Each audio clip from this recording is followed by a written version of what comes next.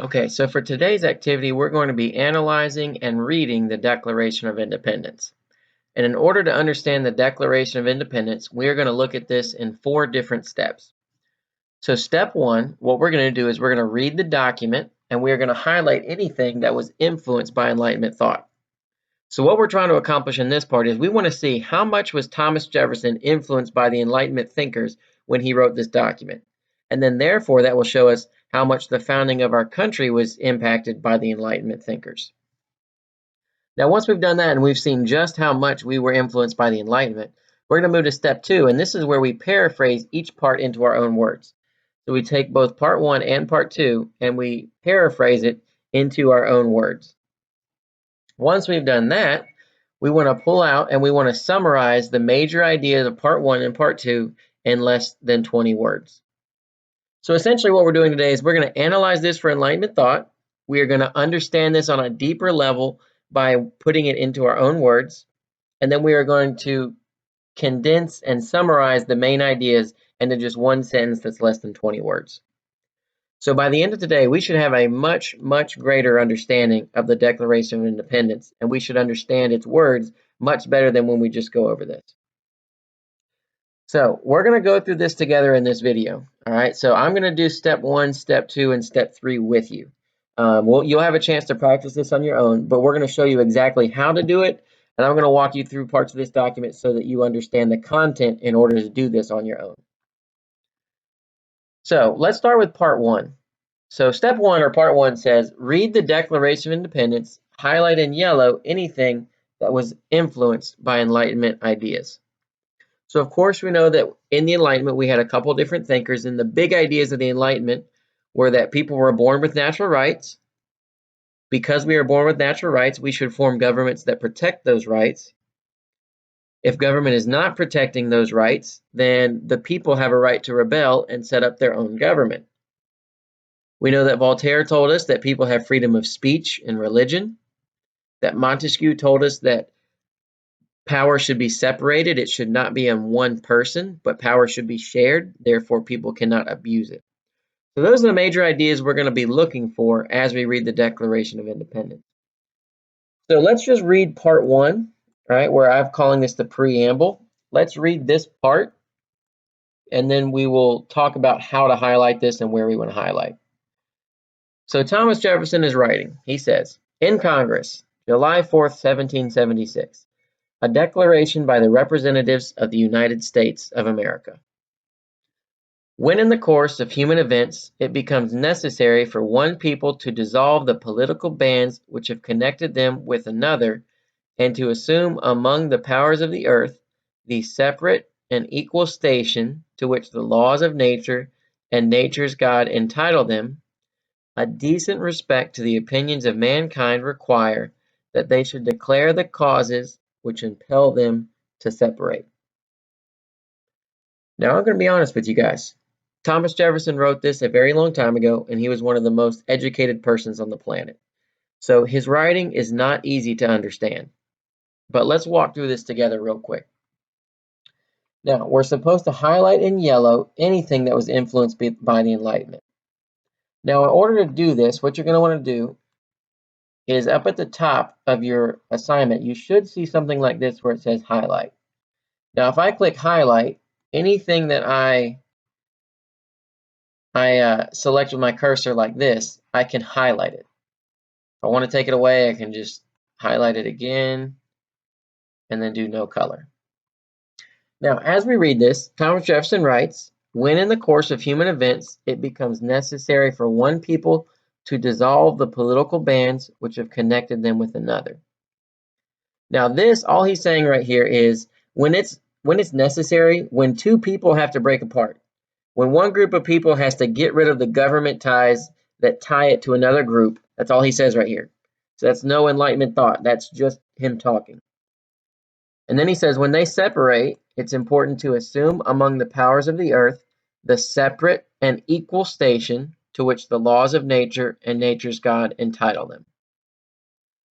So let's look at this part right here where he is separate and equal under the laws of nature and nature's God entitle them.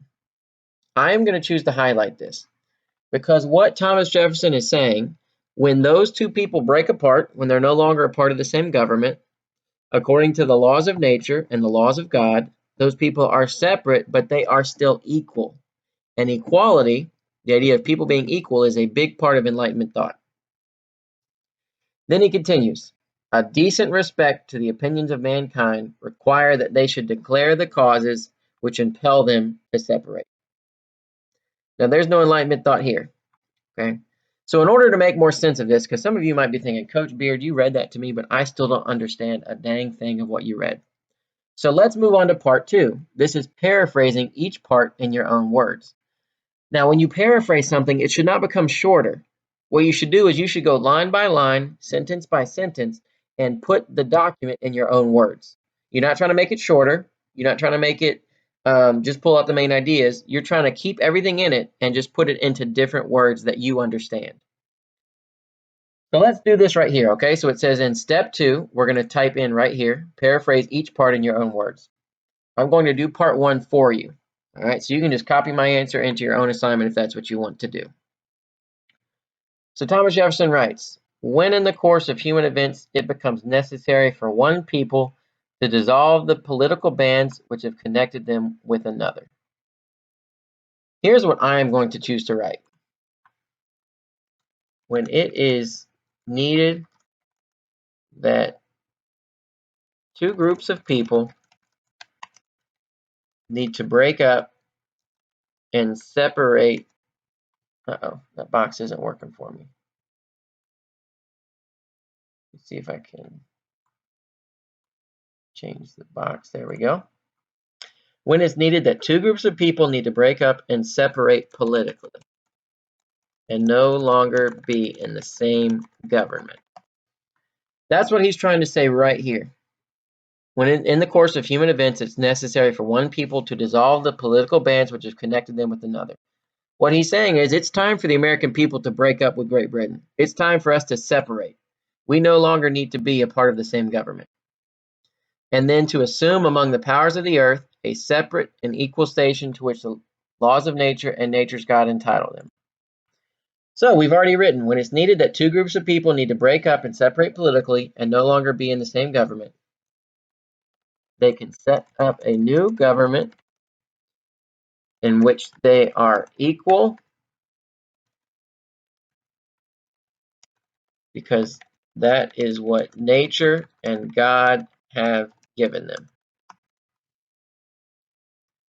Then he says this part that we haven't really talked about yet. He says, a decent respect to the opinions of mankind require that they should declare the causes which impel them to the separation.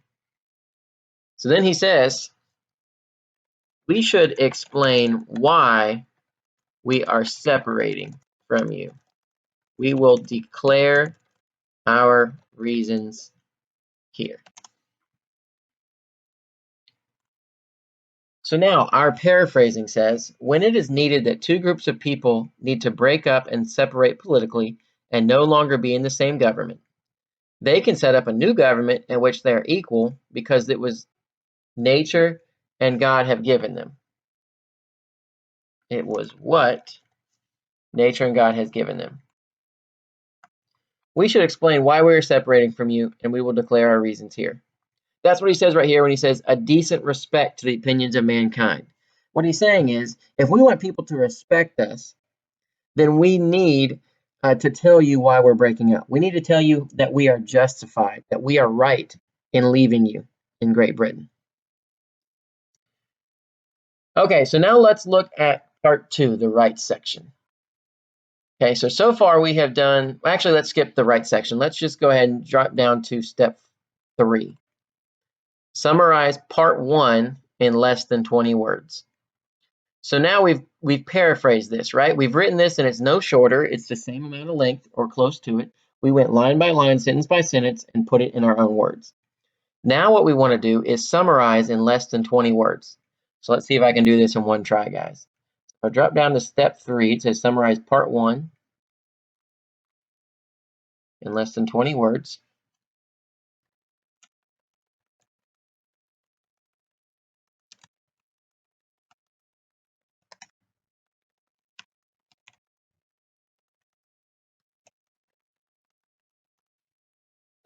Let's see if that makes any sense.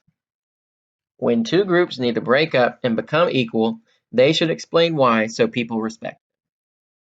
So, let's see how many words that is. I'm supposed to summarize in less than 20 words. That was 1, 2, 3, 4, 5, 6, 7, 8, 9, 10, 11, 12, 13, 14, 15, 16, 17, 18 words. So we got it. All right. So what I have now done for you is I have done step 1 for the preamble. You still need to highlight down here in the rights section the part that was influenced by the Enlightenment.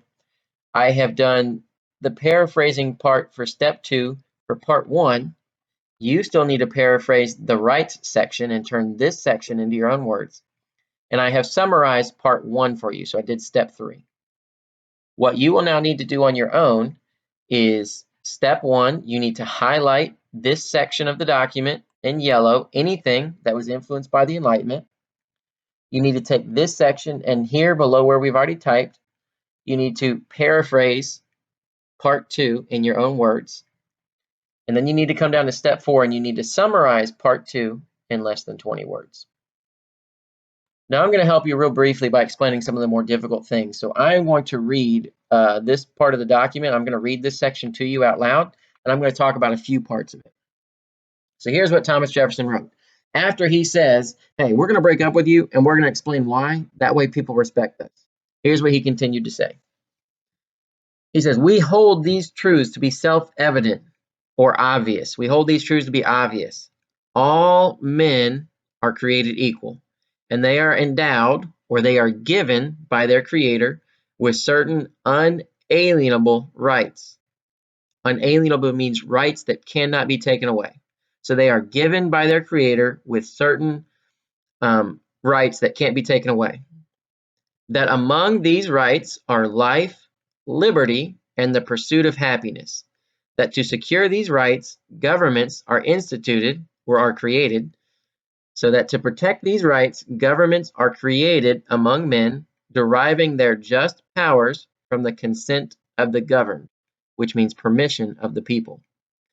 That whenever any form of government becomes destructive of these ends, it is the right of the people to alter or abolish it and to institute or create new governments, laying its foundation on such principles and organizing its powers in such form as to them shall seem most likely to affect their safety and their happiness.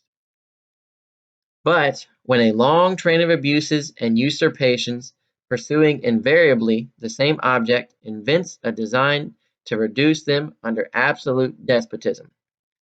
What he's saying there, guys, is, hey, when a government is abusing you and trying to put you underneath absolute power, then he continues, it is their right, it is their duty to overthrow such government. So I know this part here is extremely confusing. All he's really saying is, hey, when a government's abusing you and taking away your rights, then he says it is your right and your duty to overthrow such government and to provide new guards for their future security. Now he's talking about the Americans specifically. He says, such has been the patient suffering of these colonies, and such is now the necessity which constrains them to alter their former system of government. Basically, he's saying, hey, remember how we talked about when a government takes your rights away? That's what the King of Great Britain is doing. The history of the present King of Great Britain is the history of repeated injuries and usurpations, all having a direct object the establishment of absolute tyranny over these states. So he's basically saying, hey, the history of the king so far has been the king taking our rights away. To prove this, let facts be submitted to a candid world. Now, this is all the Declaration of Independence we're sharing with you. If we showed you the rest of the document, it's a list of a whole bunch of complaints where they say the king screwed this up. The king took this right away. The king did this, which was wrong. The king did that, which was wrong.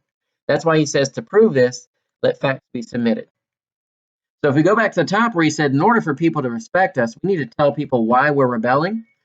Then he says, to prove why we're rebelling, let me give you facts to prove that we're right. We're not just making this up. So now as I read this part of the document to you, I explained some of the more difficult parts. So what I want you to do is to go through and highlight anything that was influenced by Enlightenment thought. And I'm going to give you a hint. This document was primarily influenced by John Locke. The three ideas that you should be looking for in here is that number one, people have natural rights.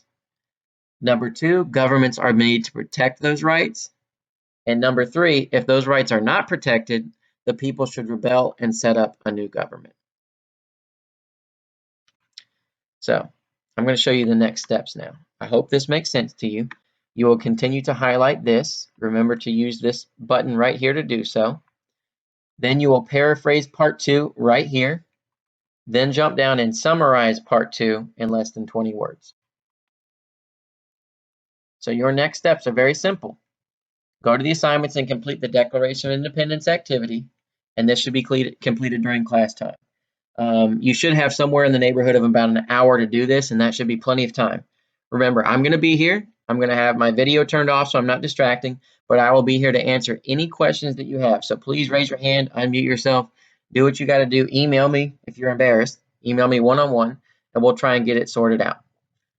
Please let me know if you guys have any questions. And if you're watching this after class at some point, you're going to have to email me, and we'll try and get you help that way.